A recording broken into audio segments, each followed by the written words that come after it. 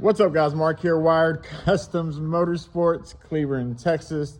Today is Tuesday. Today is Valentine's Day. Right now we have a 99 Chevrolet single cab truck. Client came to us. People keep calling me. Client came to me last week and we gave him a quote. He okayed that with his, the person that has to okay it. And now he dropped it off yesterday. So this truck has a full system in it currently. However, half of it works, half of it doesn't work. It's not pretty, it's ugly. Now, it's not the worst of the worst, but this is how the majority of them come to us, with everything just kind of thrown in there.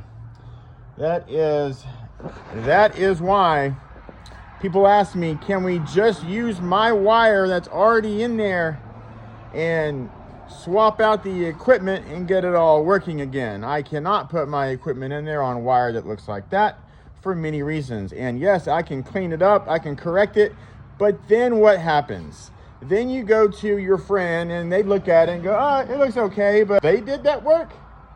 And you tell them, yeah, they did that work. Well, it's not really the full truth, because we just corrected what was already in there, but you'll never tell your friend that. They're thinking that the work is that we put out. I can't have that happen. So to prevent that from happening, we just tell you no. And we have to add our wire. We're gonna yank all that wire out and throw it into the trash and add our Stinger oxygen-free cable, front to rear, and then everything else will also be Stinger. Stinger has been at the top of the wire industry for, 20 years at least. It's one of the best wires that is out there. Yes, it costs money because copper has 3x'd in cost over the last year to a year and a half. So what used to be $100 is now $300. But if you want a quality wire in there, due to our great economy right now, that's what we have to work with. Anyways, we're going to pull this jumper out there and we're going to create an enclosure with 2/8. It's going to have some cup holders and a flush mount USB port in there. It's going to go all the way up to the front portion, all the way up, just like that last one that we did 2 weeks ago. You might have looked at that one. That was one of our coolest ones that we've ever created. Had a lot of plexiglass, a lot of paint in there, had some alligator.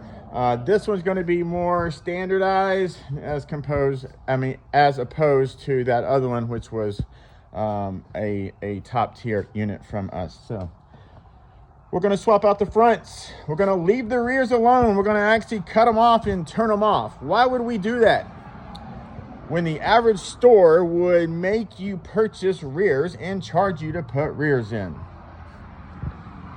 Why would we do that? One, because you're going to be throwing away your money. You might as well just throw it away, because you're never going to hear that speaker that's right there. It's right there. This covers it up. Why would you ever spend money on replacing that speaker? Pointless. Again, 9 out of 10 stores would tell you to swap that out. You come here to Wired Customs, I'm going to tell you I don't want to take your money, because that's the ethical thing for me to do. It is what it is. Yes, if you're a store owner, you're probably going to tell that customer to change that out. But unfortunately, or fortunately for me, I'm going to tell him not to. Put that money that you were going to spend in the rear towards some higher quality front. Instead of getting the starting out option, get the level above. You'll be much happier with a quality front speaker as opposed to a worthless rear. That's my little rant on rears. This is not for all cars and trucks, but this is actually for the majority of them. Believe it or not, rears in the majority of trucks and even in a lot of cars is pointless. Depends on the location of it, depends on the car, depends on a lot of stuff. But the majority of the cars that we do here, we try not to do rears unless the customer absolutely wants it. Spend money in the front, you'll be much happier. Spend more money and more power on your amplifier to get these fronts louder, you will be happier. If you listen to me and go along with my ideology, the majority of people will leave happy. And that's why our reviews are what they are, because the majority of those people listen and they go along with it and they leave happy with the money that they spent. So we're gonna also change out his window regulators. That's what those two boxes are right there. We're gonna pull these apart, pull that skin apart, swap out that window motor regulator, whatever it's called. I think that's what it's called. And that way his windows can now go up and down. They cannot move right now. Also, I'm going to point out the ground over here. I just happened to pull up a panel. It's the first thing I looked at. So,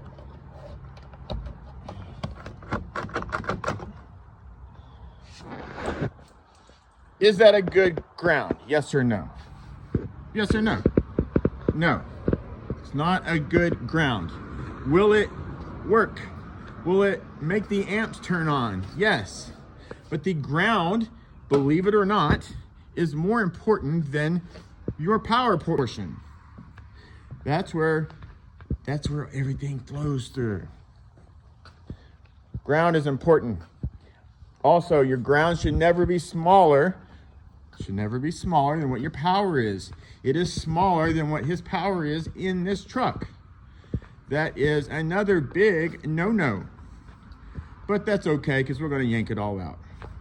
So we're about to get this truck pulled apart and started. If you guys had any questions or you're ready to schedule, 682-500-0209. You can find us at wiredcustomsmotorsports.com, wiredcustoms.com.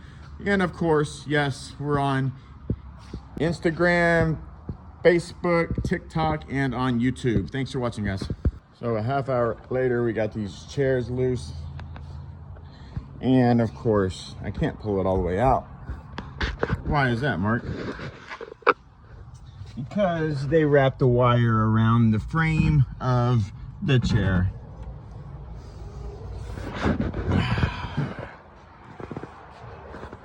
I wonder why this stuff costs a lot.